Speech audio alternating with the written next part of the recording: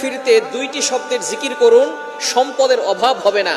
আল্লাহ পাক রব্বুল আলামিন আপনাকে সম্পদ দান করবেন, এটা আল্লাহ পাক রব্বুল আলামিন পবিত্র কোরআনুল কারীমের ভিতরে নিজেই বলে দিয়েছেন। সুতরাং আমরা অনেকেই অভাবের ভিতরে আছি, অনেকেই কষ্টের ভিতরে আছি, অনেকেই দুঃখ কষ্টের ভিতরে জর্জরিত, অনেকে ঋণের বোঝা নিয়ে দুশ্চিন্তার ভিতরে আছেন, টেনশনের ভিতরে আছেন।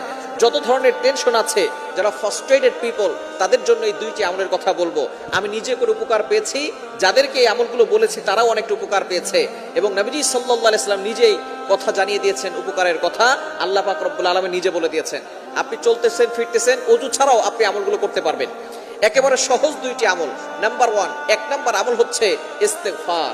আস্তাগফিরুল্লাহ, আস্তাগফিরুল্লাহ, আস্তাগফিরুল্লাহ। এই শব্দ কি অনেক কঠিন। আস্তাগফিরুল্লাহ পারে না এটা কিন্তু কোনো মুসলমান নাই যারা আস্তাগফিরুল্লাহ পড়তে পারে না। সবাই আমরা আস্তাগফিরুল্লাহ পড়তে পারি। এর উপকার কি কি আল্লাহ পাক রব্বুল আলামিন নিজে বলছেন। কোরআন খুলেন 29 নম্বর